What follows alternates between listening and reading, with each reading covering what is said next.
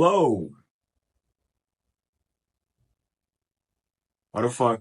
Well, what the fuck my finger look like that? What's that mean? What's that mean? Hang! Hang! Already, bro. Look at that. Look at that. How did my... I think that comes from my phone and stuff. Because, like, you know when you hold your phone? You hold like this. So I think it's bent naturally like that. Because, not naturally. It's not natural that my finger's bent. But I think it's... Let me try to put my finger straight. Now I'm tweaking. The fuck? I'm tweaking. Hello, ladies and gentlemen. Welcome back to the I Don't Even Smoke podcast with Rubbish the Goat. Listen, ladies and gentlemen, this has become more of a hobby than it has been a profession. We need to waken the fuck up. Or let me say, I had to have woken the fuck up. I've been doing this for 54 episodes. I'm not on the Spotify charts. The dream is dead. I won't even lie to you. Let me be honest, the dream is dead. Of course, if it pops up after I say this, inshallah, you get me. We still going for it. But hey man, it was a good 54 episodes, Had a great time, an amazing time. I'm not gonna stop posting the content, but now it's not gonna be like I don't want to say every week thing, but it's not gonna be like my profession. But I'm gonna try to do once a week and stuff. You get me? So now it's actually for fun now because yeah, we need to get the bread, bro. I'm not like them SoundCloud rappers, bro. Hey, bro, the dream is dead. It's not happening. We're doing this for fun now. It's fun to wear the bonnet and the fucking blazer.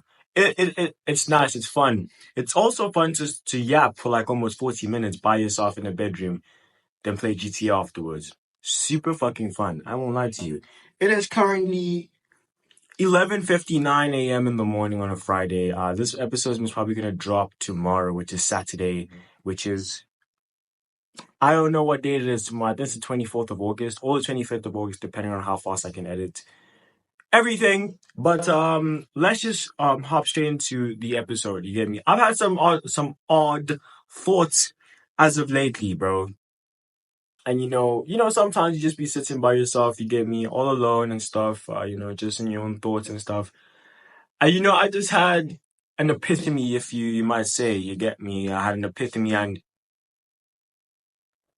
who came up with the action to find prostate cancer via the prostate? I don't know. Maybe I'm not a doctor, hence why I don't understand the reasoning towards why we have to go through my ass to find if my prostate is finna have the cancer. I feel like we've gone through a lot of x-rays and torture methods to find different alternative ways onto finding if I have prostate cancer.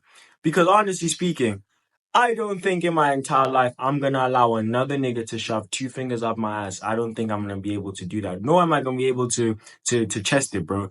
Yeah, I'm zesty with my boys and shit. Yeah, yo, daddy, do this and this. But allowing a grown ass man to put two fingers in my ass, that's where we draw the line.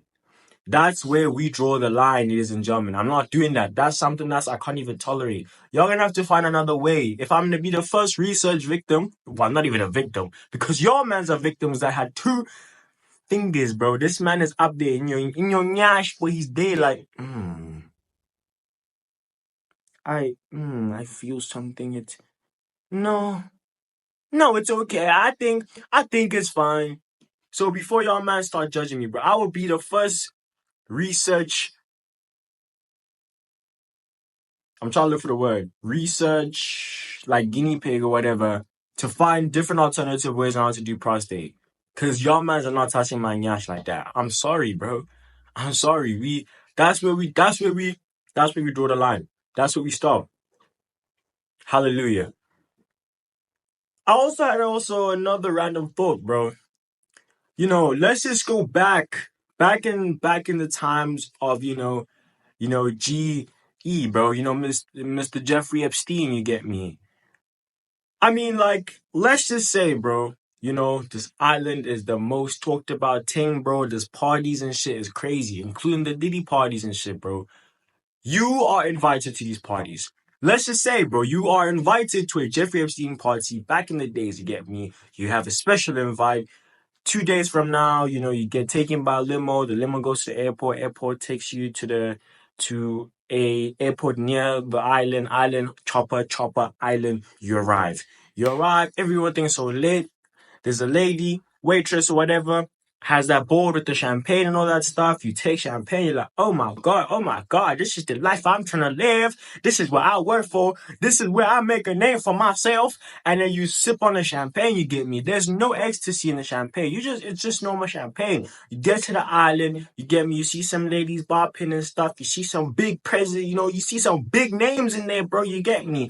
It's all a vibe. Everyone's having a good time. Everyone's dancing and shit. You get me? Everyone's dancing. Hey, it's a good time, bro. Then after 30 minutes, bro, swarm of shawties come in. You get me? You're a bit lifty, bro. You're a bit lifty, but not to the point where you can't think properly. You get me? We're dancing. You get me? It's Brazilian funk is playing in the background, bro. You fucking getting lit, bro. You are disgusting. Bro, they have unleaked tapes about what's gonna happen 30 years from now. You're listening to Brazilian funk before you even know it was Brazilian funk, bro. You get me? You jamming, bro. You jamming, you bopping, bro. It's a good time. It's a good vibe, bro. Like nothing can kill your vibe right now, bro. No Kendrick Lamar, bro. And then as you bopping, you kind of stop because you kind of see that these are youths. These are kids. And then everyone is still there. Hey, bring him over. Bring her over. God damn, this baby girl is hella cute. And you're just there like, yo, am I tweaking or is this Moet and Chandon hitting me right now, bro? What the heck is going on? And then you're just there like puzzled. You're puzzled. You're seeing youths, straight kids, straight minors, bro. Thank the Lord, YouTubers, Minecraft YouTubers were not around during Jeffrey Epstein's time because those boys would be having a blast. Going back to the hypothetical, you are there as an individual. You're seeing youths, and you're seeing this lady, Jillian, assigning you a thing. She assigns you a thing, and she's like, oh, this is Rebecca. She is 17 years old, and she's from Louisiana. And you're just there, and you can tell, bro, Rebecca does not want to be there. She does not want to be there. And then she was like, yo, get in the photo. Let's take a group photo. Rebecca uncomfortably holds you, and you're just like, yo, I don't want to take the photo. Bah! Too late. You are done for. They have a photo of you with the 17-year-old Rebecca. Now it's time for you. Now, if you go out and report this, it's tied because we have a photo of you with a 17-year-old you. And you can't do nothing. You can't do nothing. You can't be like, look how uncomfortable I look. Say, yo, man, you were tipsy, though. You weren't uncomfortable. You were tipsy. But that's not the whole point that I want to get to, bro. What I want to get to is how do yes, some people say it's a psychological thing. What happened in the production for you to have that psychological wear and tear? What happened to you during the production stages in your mom's belly when you were developing that you decided or the production and stuff, the Chinese Sheen workers were not working as efficiently that day, that they turned off your inability to see that you can't be fucking with youths? What happened? You get me? No matter how anyone can justify psychological thing, you can be the craziest man on planet Earth, but you can still realize that you've murdered someone. You've X'd them out. You can still realize it, bro. You can just be like, oh no, but you know what you've done though. And I just don't get how some mans who went to that island, bro, were able to even reciprocate that energy. Like if that was me, bro, I'm at the Epstein Island. I'm seeing 17-year-old youths. 26 years old, and I'm a business mogul of some sort, and I'm seeing straight up youths coming out. My first initial reaction is gonna be, yo, niggas, I understand y'all are all some big players. You get me, some big money and some big names, but we all not realizing that these are kids right now. Like I don't understand, like, why are we all not concerned that kids are coming out here in bikinis or I don't even know what they're wearing and they're massaging you? Like, does that make... Why is no one questioning or concerned that this is happening? Because, yo, if we are gonna say it's a biological issue, then having power, bro, up to that degree means that the man's in power right now. All like youths, bro, keep your kids safe. That if that's the case, keep your kids safe. Speaking about safe, asking all gents, all guys, dudes, niggas. When was the first time you heard the word compilation?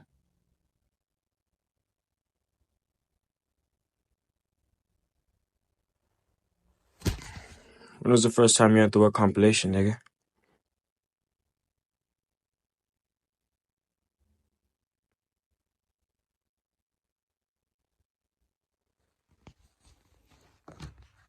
To the small percentage of women that are watching this podcast, just ask any man.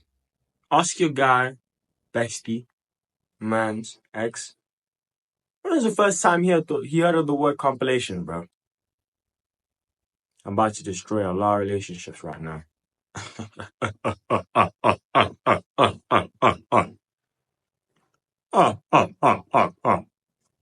About to destroy a whole lot of them.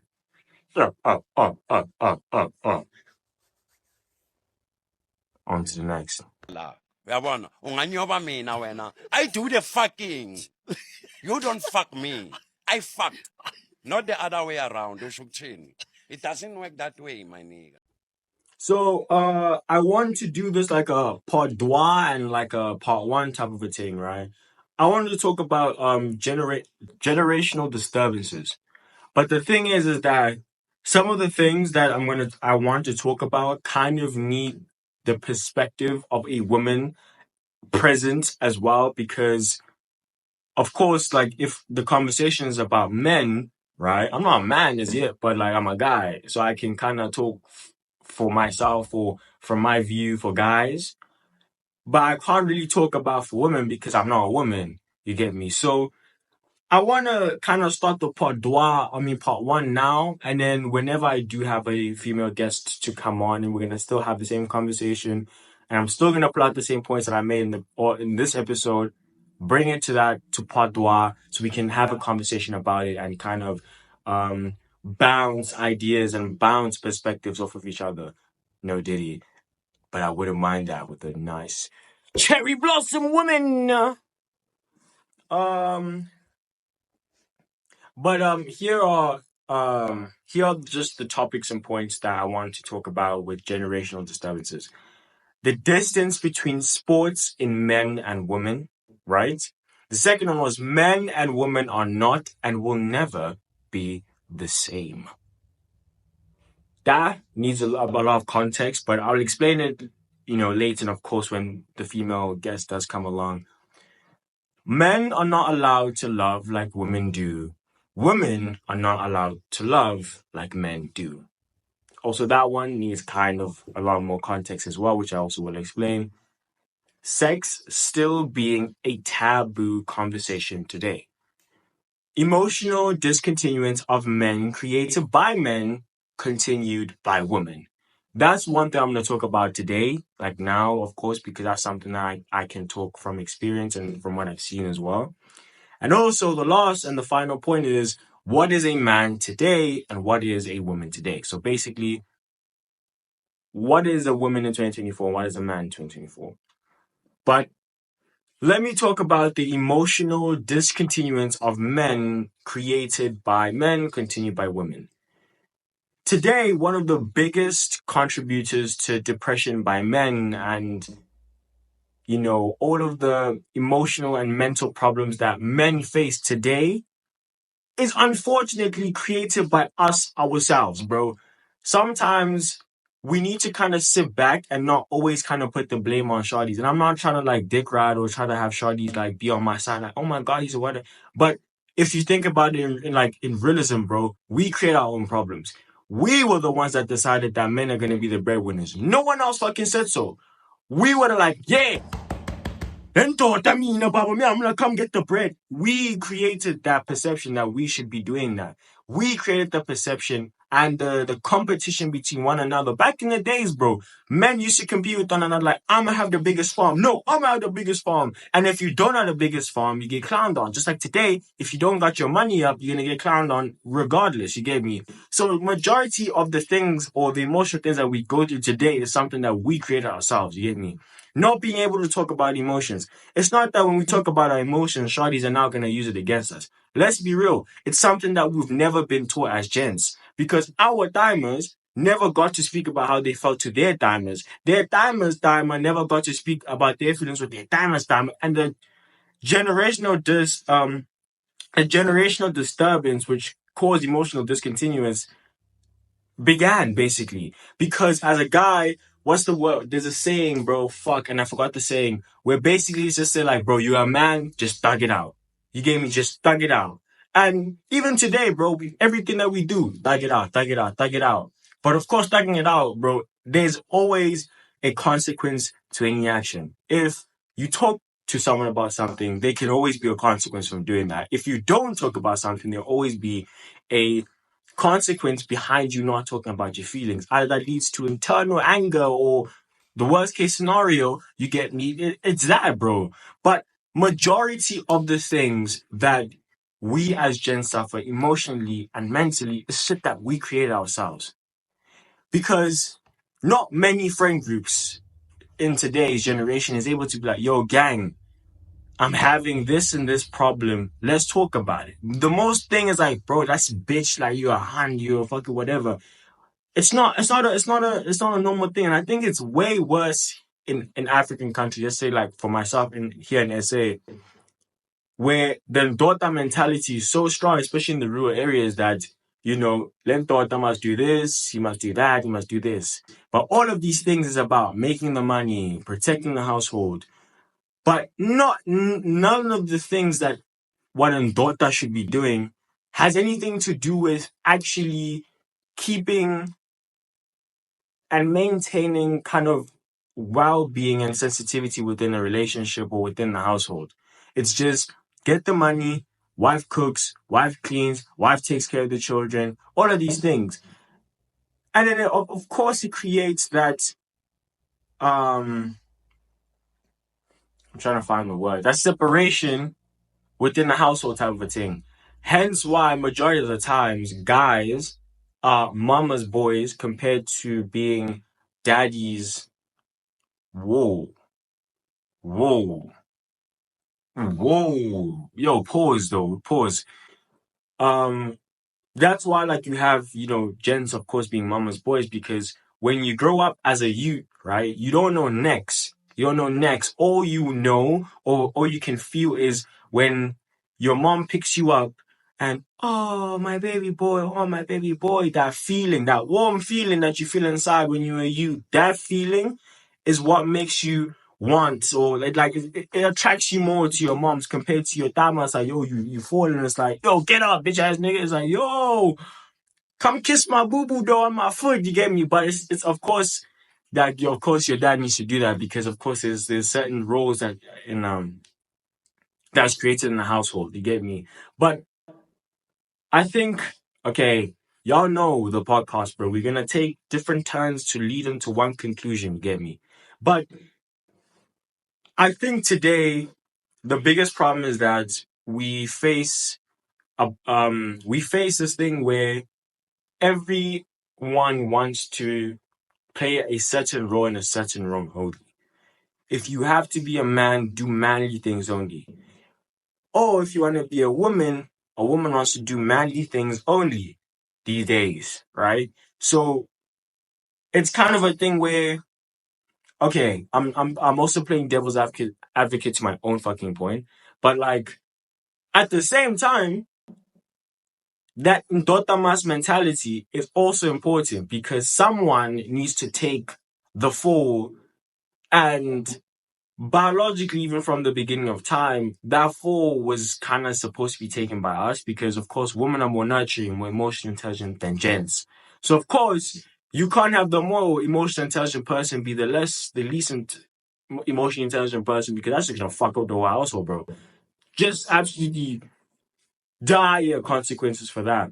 But let's go back to the beginning point, right? So emotional discontinuance of men created by men. Continued by women, right? So let me first dissect. My head, I had like 17 points in my head that I wanted to talk about, and I keep losing it. Okay, what the fuck was I talking about? Give me a minute, give me a minute, give me a minute. I was talking about boo-boos. Yes, boo-boos. Boo-boos on the foot. Okay, yes. So, right, going back to the beginning. The emotional scarring and the, mental scarring that men have experienced throughout all the generations is shit that we create ourselves. You get me? It's something that was supposed to happen and something that has fucked us for many years to come. You get me? But the conversation or the topic that I want to talk about is the generational disturbances. So basically, it's like shit that happened back then, which is affecting things today. You get me? So today, it's where this teaching that has been going on for so many years, and daughter mas, and daughter mas, and daughter mas, and daughter does this, and daughter does this, has kind of now, the stocks of that in daughter mas is kind of dipping because times are changing.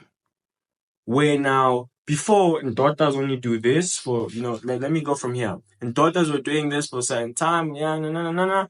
And then times kind of change and kind of start sloping. And then now daughters kind of not falling, but now the equilibrium of what a daughter must is kind of balancing out with what a daughter must be doing and what a woman should be doing. So it's kind of balancing each other out now. But it's kind of difficult to get to that point directly because the disturbance has been so fucking wild that we're unable to get to that point as peaceful as possible. You get me? Now, our timers have that mentality of the Ndotamas mentality. But we're the new generation now, whereas we have a mix of what Ndotamas, but we are also kind of more emotionally intelligent than our pops actually are. So now we're kind of mixed in between Ndota and Ndotamas, and the cycle is kind of fucked up right now because we're trying to find a perfect equilibrium for the future generation now. But it's kind of fucked. Now let's go to that point where I was saying that emotional discontinuance of men created by men, continued by women.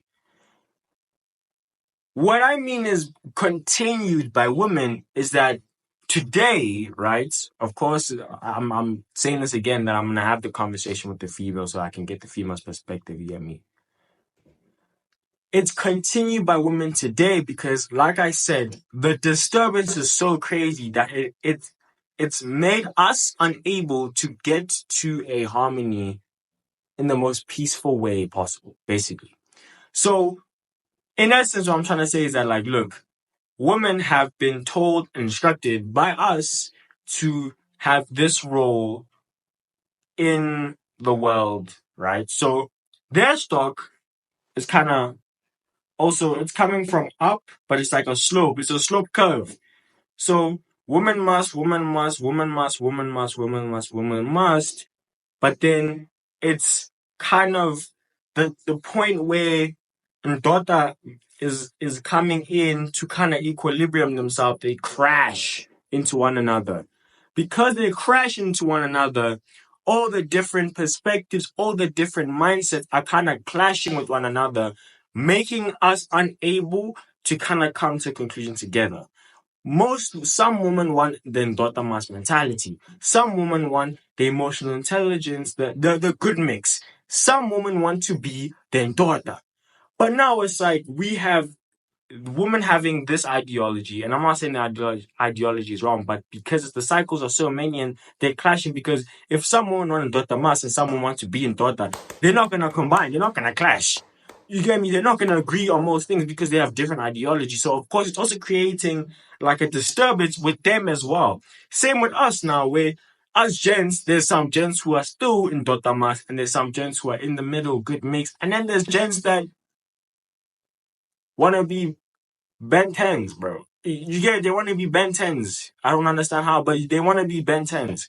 So, it's causing it's a disturbance that we're kind of in the mix of all of this fucked up shit. It's like basically it's the Big Bang to make the Earth. You get me? This Big Bang of all these, clashes and conflict and all of these things is kind of being mixed up together. It's in a feud, whatever.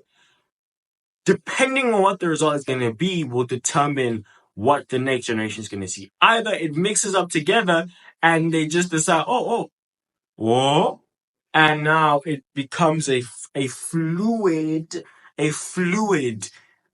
generational future. Oh, it just gets fucked. In totality, just gets fucked, basically. And that's what I wanted to talk about. But of course, guys, as soon as I do have someone to do this with, I'm going to do it again. I'm going not do it again, but I'm gonna have the part deux to have the conversation with that female. And of course, if I possibly can, with different females, because of course, like I just said now, is that there's different females with different mentalities. So of course, us is only one person and they already agree with, let's say mixed. They have the mixed daughter and emotional whatever mass mentality. That ideology won't make sense to someone who's in daughter mass, make someone to one who wants to be in daughter. You get me? But yes, on to the next. I'm just not over it. I'm just not over it. I'm just not over it. I don't know. I just changed the exposure for the film, for the thing. I don't know if y'all fuck with this. Okay.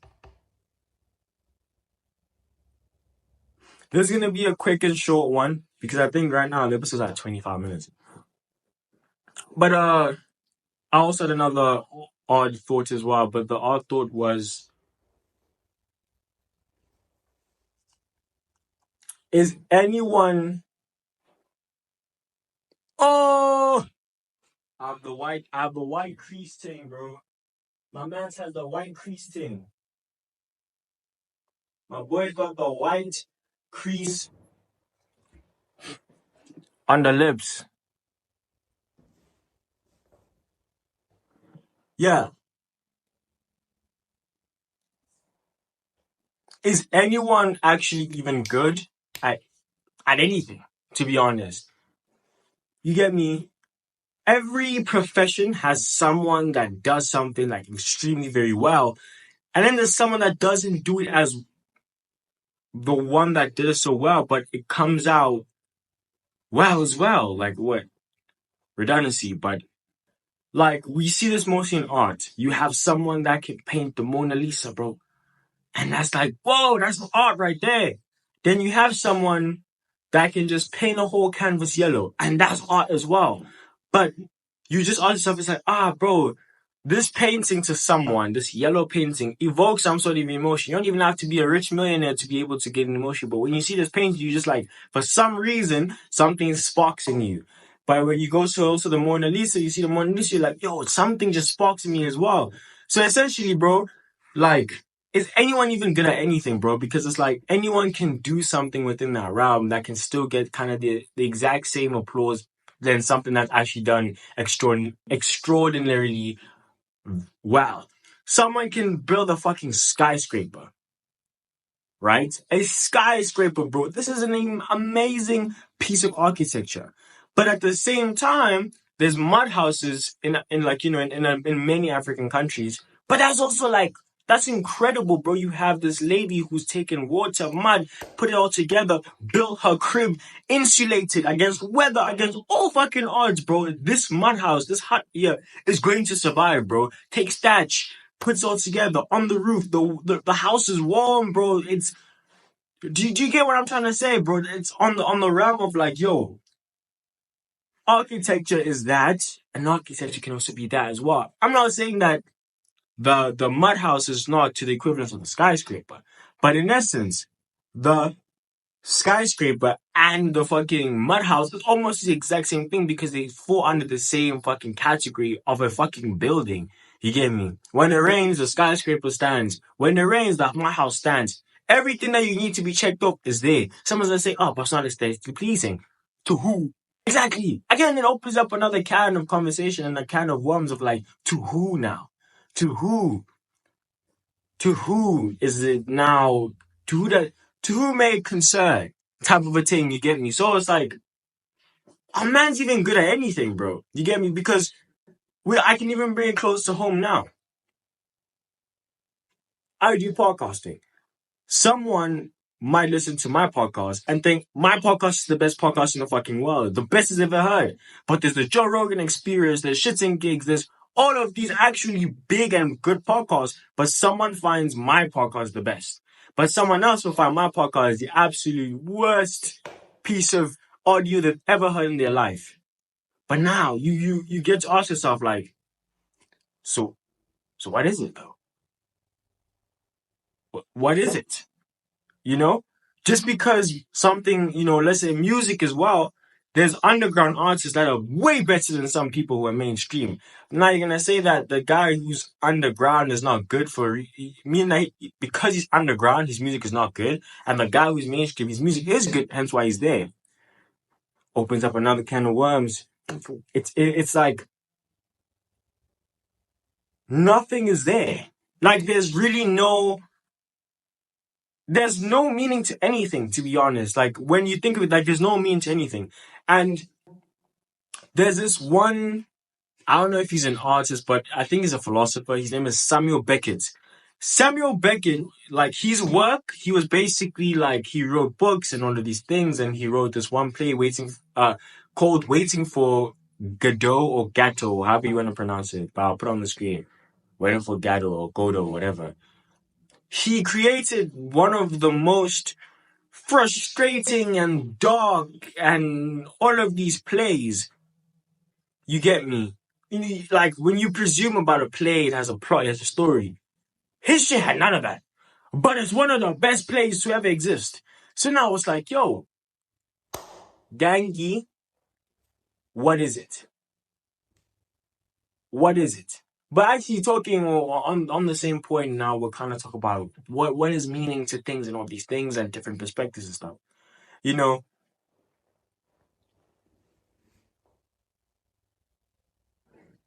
I have a very uncomfortable, I guess, relationship with knowledge to religion. And not when I say I have an uncomfortable relationship, as in not knowing truth.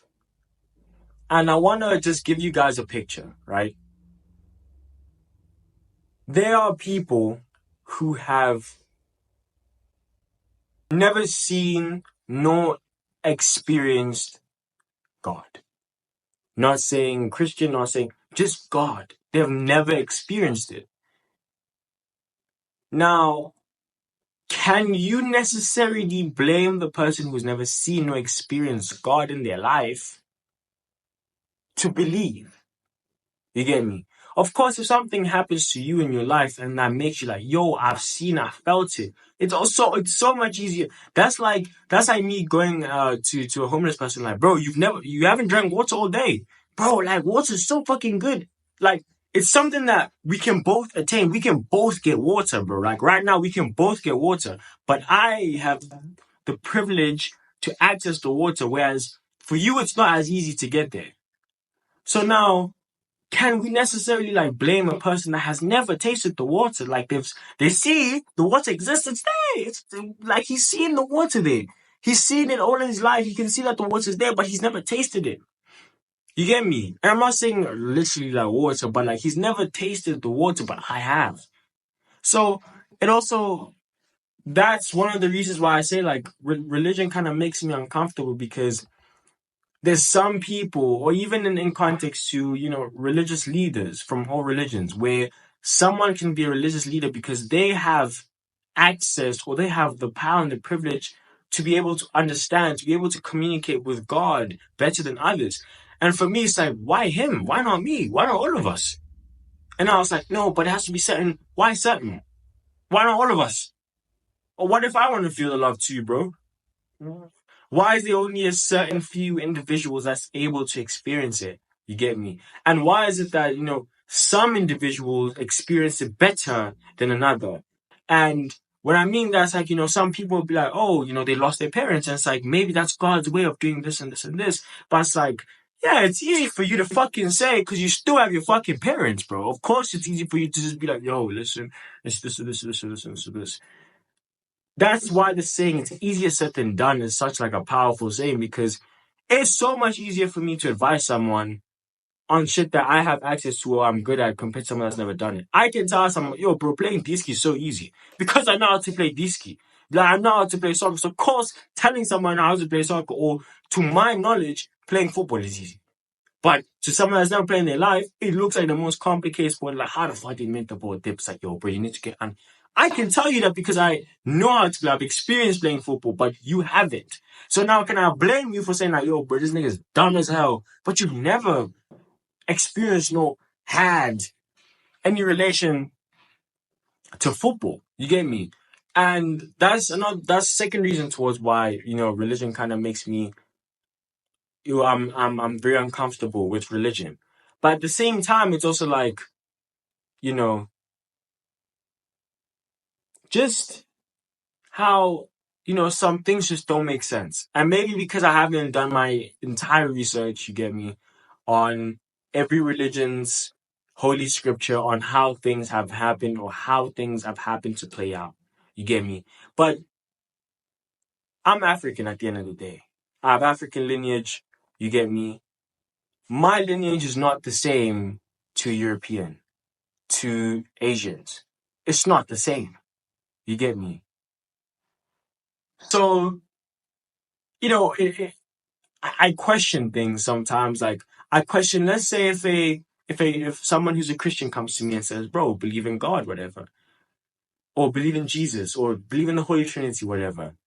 I sit here and tell you like, yo, were my ancestors opening up a Bible and praying to God? And your first answer is gonna say,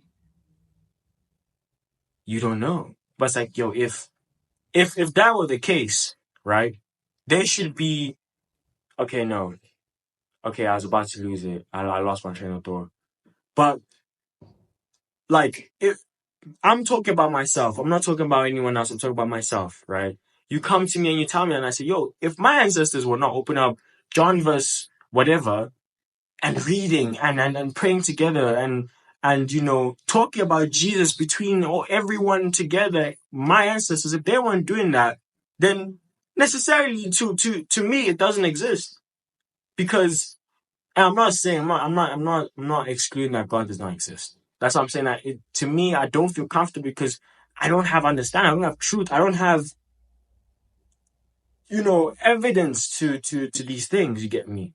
And now also, I'm saying for myself, you get me? Again, I'm African, so we believe in ancestry.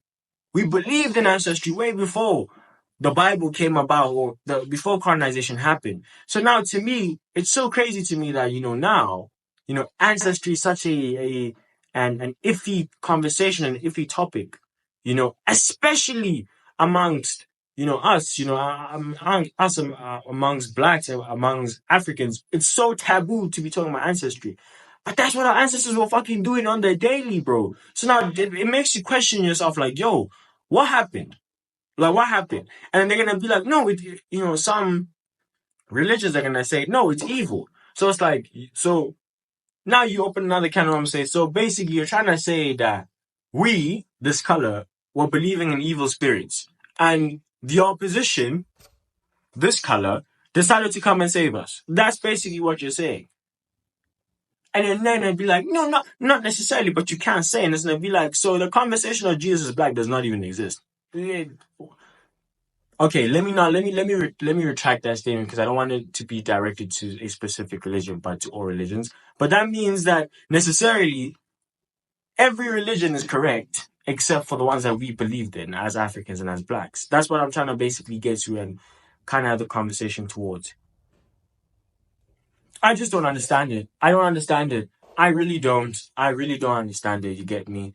And, even another thing, you get me? Today, being a sangoma or someone that's able to communicate with the spirits or to ancestors, to afterlife, to whatever.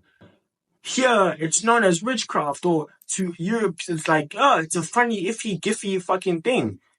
But they have the exact same thing, but they just don't do it the same way. You get me? The Europeans, it's a psychic. He's a medium. They do absolutely the same fucking thing, but with less bones. Do you get what I'm saying? It's like the same thing. So now again, it opens up another can of worms. It's like, nah, I sit here. You get me? I've been on this earth for 19 years. For 19 years. And I say, yo, gang, do I believe in my history and my heritage? Or do I believe what the whites or what Europe has fed me? Then you're going to say, hey, man, I'm going to play devil's advocate real quick, but hey, whatever the UFC fed us has done us well. So it's like, yo, fuck, fam, why are we even here? We're just here. We're just here for damage control. Like, we're just not even supposed to be here, bro, if that's the case. We're doing everything wrong, from religion to the way we do our things and the way we heritage and all these type of things. We've just been doing it wrong. And the Europeans have just came along and just helped us, become better people. That's basically it. But I don't want to get political now, you get me? I don't want to get too political. But that's where my head is at. That's where, as with religion, I'm very uncomfortable with it because I haven't had a conversation with anyone that's made me believe or had an encounter with any god, Hindu, Jew, Buddha. I haven't as yet. Let me say, I haven't as yet. You get me? So now it begs to, open up a question. It's like, yo, then like, what's true, bro? Because you can't come here and tell me like you felt it. It's like you felt it. I didn't feel it. How can you blame me for not believing if I haven't felt it? You get me? That's like, I'm a virgin, bro. So if mans are talking about, yo, bro, sex is fucking amazing. I've never felt it, bro. So I can't relate to you. Neither can you blame me. It's like, bro, you don't know how pussy feels like. I've never been there, bro. Never been there. Of course I don't know how pussy feels like. Yeah, I've never been there, bro. So it's like, again, going back to the initial conversation or the initial thing is that, is anyone even actually good at anything, bro? Is anyone actually even good at anything? In the midst of it all, ladies and gentlemen, I've been your host, RTCG, also known as Rubbish to Go, and I don't even smoke. Yeah.